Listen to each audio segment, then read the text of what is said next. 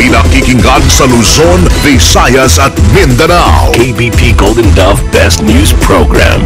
Mula sa Head News Center ng pinakamaraming himpilan at #1 na radio network ng bayan, RMN. Ito ang numero 1. RMN News Nationwide. RMN News Nationwide. Kasama ang KBP Golden Dove Best Newscaster, Weng de la Peña, at ang maasahang broadcaster, Buddy Oberas. RMN News Nationwide. RMN News Nationwide. Headlines. Ngayong umaga sa RMN News Nationwide, pangayan ng mga senador dahil sa PDAP scam tumindi pa. Senador TG Ginggona hinamang magbitiw sa pwesto. Dalawang German national na nawala sa Palawan, hawak umano ng mga Abu Sayyaf. Samantala, Zamboanga City isinilalim sa Alert Level 3 dahil sa banta ng terorismo. Buhay ng mga Yolanda survivor unti-unti nang bumabalik sa normal. Rehabilitation effort ng pamahalaan nagpapatuloy. Waka-waka, Walk for Education ng COMELEC umarangkada na. Pagdagsa naman magpaparehistro sa ilang COMELEC offices ikinagulat. Very important itong registration kasi meron tayong 9.6 million na hindi nakarehistro under the biometric. Balitang negosyo, pagpapalawig sa prangkisa ng Philippine National Railway sa aprobado na. At balita sa ibayong dagat, kauna ang kaso ng MERS coronavirus sa Amerika, kinumpirma ng Center for Disease Control. Buong pagsasarang boses ng balita. RMN News Nationwide. Mabuhay Pilipinas, umaga po ng Miyerkules ngayon, May 7, 2014. Ito ang numero ng RMN News Nationwide. Ako si Buddy Oberas. Live tayo sa DZRS 1179 RMN Sorsogon, DWAR 103.9 RMN Palawan, DYHB 747 RMN Bacolod at DXBC 693 RMN Butuan. Live pa rin mga kasama international via Ustream, search RMN Manila. Live din tayo sa WRMN New York, USA. At sa lahat po natin mga #1 AM station sa buong bayan. RMN News. Panahon. Patuloy na makakaranas ang buong Pilipinas ng maaliwalas na panahon. Maliban lamang sa pulupulong pagulan, pagkulog at pagkidlat sa hapon o gabi. Daw po ay dahil sa mineral na hangin mula sa karagatang Pasipiko. Sa kabilang panig, ang mga baybaying dagat naman sa buong kapuluan ay magiging banayad hanggang katamtaman ng pag-alon. Sa Metro Manila, tinatagot ng temperatura ay 24 hanggang 35 degrees Celsius. Live via satellite. RMN News Nationwide. Mga kasama, hinamon ni Senador Bong Revilla si Senator Chapisto TG Ginggona III na magbitiw bilang chairman ng Senate Blue Ribbon Committee kung hindi nito mapipilit si Justice Secretary Leila De Lima na ilabas sa umunoy Napoles list. Gusto ni Revilla na agad magpatawag si Ginggona ng pagdinig para maisa publiko na ang kontrobersyal na inaabang ang listahan na masangkot sa pork barrel scam. Sinasabing listahan ni Napoles na ibigay kay De Lima sa kanilang pulong noong nakalipas na buwan, nakalahad kung sino-sino iba pang mambabatas na sangkot din sa scam. Duda kasi si Revilla kung bakit pinatatagal pa ng DOJ ang pagpapalabas ng listahan.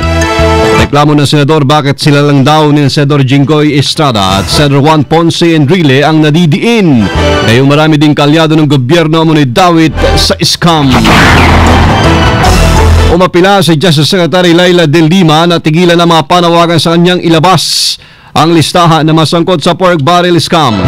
Kasabay niyan sinabi ng kalihim na magtiwala lamang sa kanya si Janet Lim Napoles dahil hindi niya lilinisin ang listahan bago isa publiko.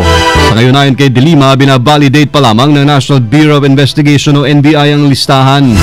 Una nang sinabi ni De Lima na kahit i-contempt siya ng Senado, hindi niya ilalabas ngayon ang listahan na yan ng mga mambabatas na nakinabang sa pork barrel scam na sinasabing kinabibilangan ng 16 na senador at 82 kongresista. Grupong naispong may sa publiko ang Napoles list na dagdagan pa. Kasama natin sa balita, Angel Ronquillo.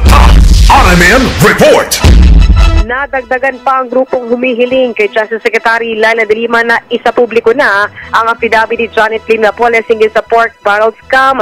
Nagsumite ng liham ang Scrap Pork Network sa DOJ para igiit ang paglalabas ng talaan ng mga isinasangkot sa PhilHealth scam. Sa kanilang sulat, ipinawanag ng grupo na karapatan ng taong bayan na malaman ang nilalaman ng testimonya ni Napoles at malaman ang mga taong sangkot sa anomalya. Una nang dumulog kay Justice Secretary Laila de Lima ang Whistleblowers Association of the Philippines para hilingin din ang paglalabas ng listahan. Gayunpaman, nagmatigas si de Lima na wag muna ito isa publiko dahil patuloy pa niya ang kanilang verifikasyon sa mga detalye ng affidavit ni Janet Lim Napoles. Kasama mo sa lungsod ng Maynila, Angel Ronquillo, Tatak, RMN. Radyo mo nationwide. Dalawang German national ang hawak kayo ng Abu Sayyaf Group. Nabatid na 2 linggo nang nawawala malapit sa Palawan na mabiktima sina Dr. Stepan Victor Oconek, 72 years old mga kasama, at Henrietta Daylin, 42 years old, kung saan din nila ito sa Sulu. Hininalang ang grupo ni Radulan Sahiro na may hawak sa mga bihag kasama ang Chinese tourist at ang Pinay na dinukot sa Sabado na karang buwan. Patuloy namang biniberipika ng otoridad ang report na nasa barangay Kabuntakas sa Patikol ngayon sina Oconek at Daylin kasama ang 2 European bird watchers na dinukot din ng mga bandido sa Tawi-Tawi noong Pebrero. Ang Zamboanga City ay isinilalim sa Alert Level 3 dahil sa terorismo. Kasama natin sa balita, Bong Simbaho na RMN Zamboanga. RMN Report. Nasa alert level 3 ngayon ang estado ng seguridad sa lungsod ng Zamboanga dahil sa patuloy na banta ng terorismo buhat sa mga kalaban ng gobyerno. Maliban sa patuloy na sagupaan na nagaganap ngayon sa pagitan ng mga bandidong Abu Sayyaf at mga sundalo sa mga probinsya ng Basilan at Sulu na masusing binabantayan ng mga otoridad dito dahil sa posibleng diversionary tactics na maaring gawin ng mga bandido, ay binabantayan din nila ang mga banta ng iba pang mga makakaliwang grupo na naghihintay lamang ng oportunidad upang makapaghasik ng lagim.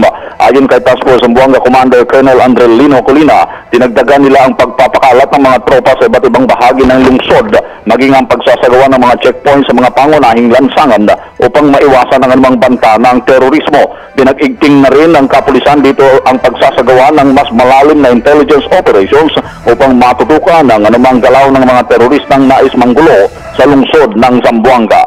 Kasama mo sa RMN Zamboanga, Bong Simbahon, Tatak, RMN.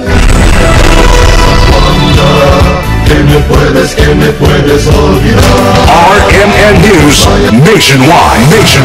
Samantala sa iba pang balita natin mga kasama, umarangkada na po ang Waka Waka Walking Education Campaign ng Commission on Elections. Layon ng kampanya ipalala sa mga botante ang kahalagaan po ng biometrics registration. Ang walking campaign ay nagsimula sa Lawag, Ilocos Norte, papuntang Metro Manila at magtatapos sa Sorsogon.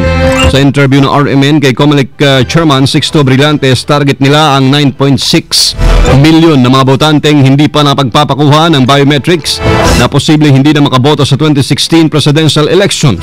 Iwala naman si Brillantes na kung hindi man masawata, posibleng mabawasan po yung mga pandaraya tuwing halalan kung nakapag-biometrics registration na ang mga botante.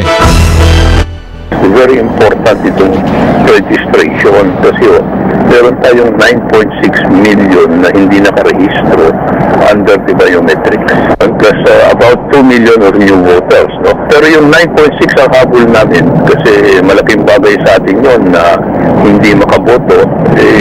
Meron po tayong bagong batas na sinasabi na maski na nakalista kayo doon sa lumang listahan, kung hindi kayo naka-biometrics, hindi na kayo pwede bumoto sa May 2016.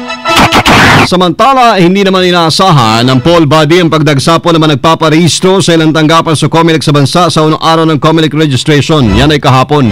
Sa ngayon ay gumagawa na ng paraan ng Comelec para maiwasan ang mahabang pila sa pagpaparehistro.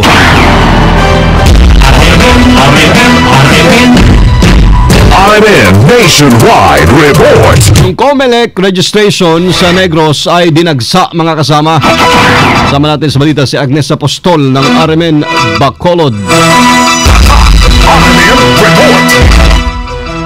Si Lolo Jose, isa sa pumila sa unang araw ng COMELEC registration. Dumagsa ang mga bagong botante sa unang araw ng registration of voters sa tanggapan ng Commission elections dito sa lungsod ng Bacolod at lalawigan ng Negros Occidental. Ayon kay City Election Officer Attorney Mavil Maharukon siya, ang Bacolod City ay mayroong 14,256 na mga registered voters na hanggang sa ngayon ay wala pa ring biometrics sa COMELEC. Inihayag naman ni Provincial COMELEC Supervisor Attorney Jessie Suarez na naging maayos ang takbo ng unang araw ng registration ng mga bagong botante sa buong lalawigan. Isa sa mga pumila sa unang araw ng registration ay ang lolong si Jose Goles, 82 years old, na ninirahan sa Barangay Mansilingan dito sa Bacolod City. Ayon kay Lolo Jose, deactivated na ang kanyang registration sa COMELEC dahil 3 eleksyon na itong hindi nakakaboto, kung kaya't lubos ang kanyang determinasyon na maibalik ang kanyang pangalan sa listahan ng mga botante. Layunin ni Lolo Jose na muling makapag-exercise ng kanyang right to vote para sa darating na halalan sa 2016. Ang Negros Occidental ay mayroong 118,784 na mga registered voters na wala pa ring biometrics data sa COMELEC. Kasama mo sa DYHB Bacolod, Agnes Apostol, Tatak, RMN. Radyo mo nationwide. Halos kalahating taon simula nang manalas ang Super Typhoon Yolanda sa Eastern Visayas, inihayag ngayon ni Rehabilitation Star Panfilo Lacson na unti-unti nang bumabalik sa normal ang pamumuhay ng mga biktima po ng bagyo. Ang pahayag ni Lacson ay batay na rin sa report ng Office of Civil Defense na sa mga lugar na nabigyan ho ng tulong ng pamahalaan. Sinabi ni Lacson na 5 clusters ang nagsasagawa ngayon ng rehabilitation effort para tuluyan ang mapanumbalik sa normal ang pamumuhay nga ng mga biktima po ng Yolanda. Aniya pinamumulaan ni DPWH Secretary Singson ang infrastructure cluster, kay Vice President Jejomar Binay ang resettlement, hawak naman ni DSWD Secretary Dinky Suliman ng Social Services, kay DTI Secretary Gregory Domingo ang livelihood, at pinamumulaan naman ni Budget Secretary Florencio Abad at NEDA Secretary General o Director General Arsenio Balicasan ng support cluster. Sinabi pa ni Lacson na malaking tulong din ang lokal na pamahalaan at pribadong sektor sa pagpapatupad ng inilatag nilang rehabilitation plan. Ang Manila International Airport Authority ay nagsasagawa ng sariling investigasyon sa pananakit ng immigration agent sa isang nagwawalang pasaherong Chinese. Kasama natin sa Balita Live, Joyce Adra. RMN Report. Sagawa ang Manila International Airport Authority ng hiwalay na investigasyon sa pananakit ng NAIA immigration agent sa nagwawalang babaeng pasaherong Chinese sa NAIA 3 noong linggo. Ang naturang Chinese passenger na si Jiang Suising ay nagwala matapos magdesisyon ang NAIA immigration na ipadeport ito pabalik ng Beijing dahil sa illegal na pagtuturo sa Pilipinas sa isang Chinese school. Ayon kay Yamiya OIC Vicente Guarzon, inatasan na niya si NAIA 3 Terminal Manager Octavio Lina na makipag-ugnayan sa Cebu Pacific para sa pagkakakilanlan ng 2 security personnel na nakita sa video footage. Hingian din ng MIA ng incident report ang NAIA Immigration bilang bahagi ng investigasyon. Kasama mo sa NAIA, Joyce Adra, Tatak, RMN. Radyo mo nationwide. RMN Nationwide Report. 3 oras na rotating brownout naman sa Iligan, pinatutupad na naman. Sama natin sa balita si Jenner Cabanday ng RMN Iligan. RMN Report. Nagsimula na naman ang kalbaryo ng mga Iliganon matapos ipinapatupad simula kahapon ng Iligan Light and Power Incorporated o ILPI ang 3 oras na rotating brownout sa lungsod. Marami sa mga Iligano na nagtaka kung bakit kinapos pa rin sa supply ng kuryente ang lungsod na siyang host city ng ilang planta ng hydropower plant. Ayon kasi sa ilang mga militanteng grupo, may 25 megawatt na alokasyon sa supply ng kuryente ang isang syudad na tinatayuan ng mga hydroelectric power plant. Kaya't ipinagtaka ngayon ng mga residente sa Iligan kung bakit nagkakaroon pa rin ng rotating brownout. Marami ang lumalabas na haka-haka ngayon na pawang pinaglalaruan lang ng mga electric power company mga konsumante sapagkat inaasahan nilang bababa ang kanilang mga bill pero mas lalo itong tumataas kahit may pinapatupad na rotating brownout. Naging problema rin ngayon sa mga negosyante ang rotating brownout dahil marami sa mga ito ang hihinto sa kanilang mga negosyo sapagkat walang mga generator sets. Kasama mo sa DXI si Iligan, Jenner Cabanday, Tatak, RMN. Radyo mo nationwide. News Negosyo. Mga kasama, aprobado na po sa Senate Committee on Government Corporations and Public Enterprises ang panukalang pagpapalawig pa ng prangkisa ng Philippine National Railways para sa susunod na 25 years.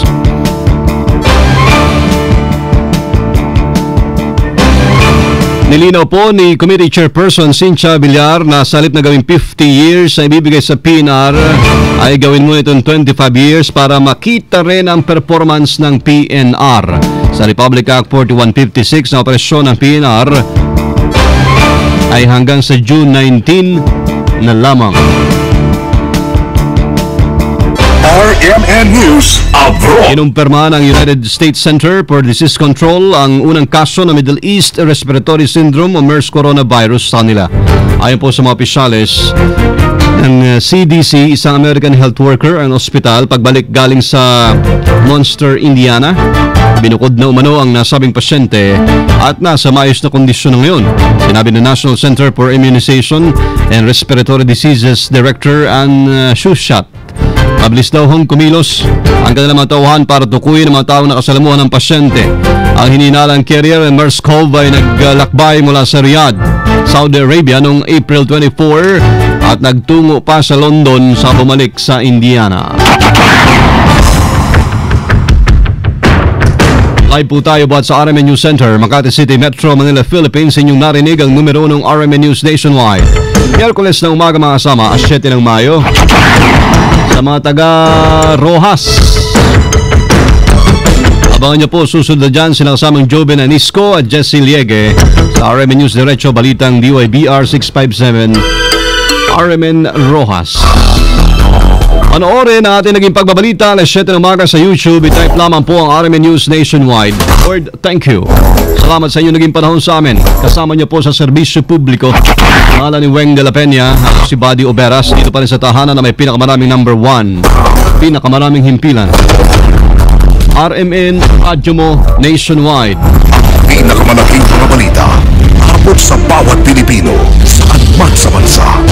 RMN News Nationwide. 17 ng umaga. RMN